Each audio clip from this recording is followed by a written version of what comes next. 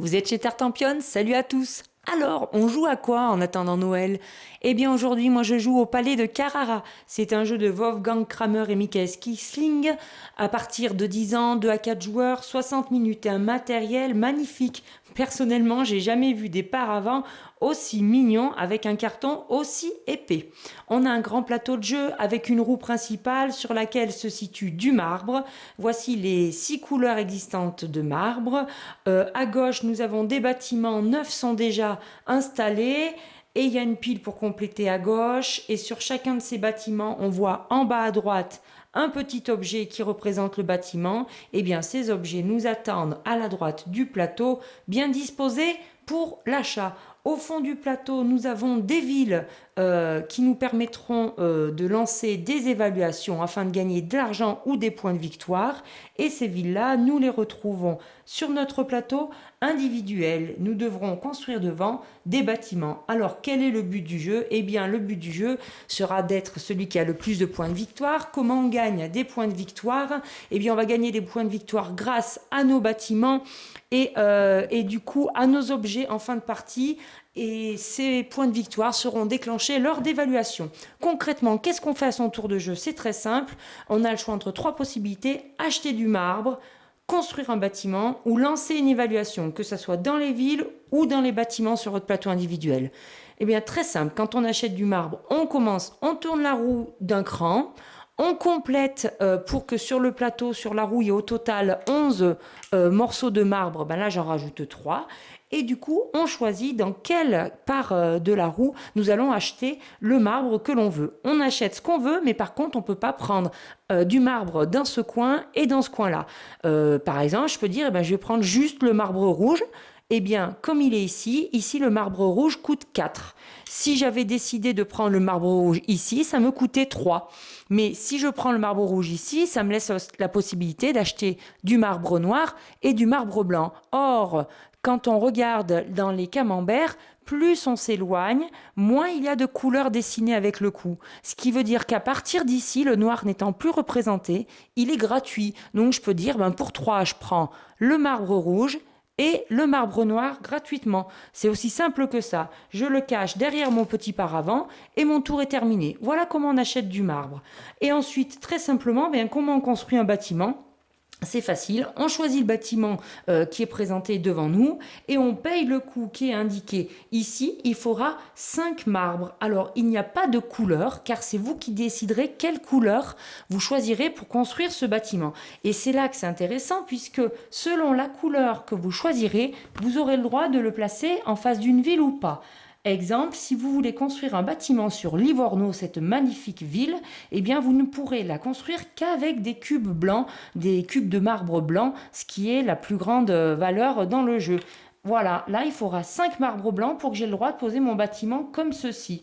Alors les autres villes demandent des couleurs de plus en plus larges, mais j'aime autant vous dire que celle-ci, ok, vous aurez le droit de mettre le marbre que vous voulez, mais par contre, elle rapportera pas grand-chose. Alors, ça rapporte pas au moment où on pose le bâtiment. C'est quand vous lancerez l'évaluation à l'aide de l'un de vos marqueurs. Soit vous pouvez décider de évaluer une ville, donc une des villes ici présentes, en posant votre marqueur évaluation sur la ville, bim, j'évalue cette ville-là. Et par contre, vous bloquez les autres joueurs, c'est-à-dire qu'une fois que vous avez évalué une ville, la ville ne sera plus évaluable. Ce jeu est une vraie course. Vraiment, je vais vous le dire, c'est net, vous ne pouvez pas jouer sans observer les autres joueurs. Il faut constamment regarder ce qu'ils construisent, la valeur totale de leur bâtiment et essayer de repérer, de mémoriser ce qu'ils achètent en marbre pour vous donner des indications.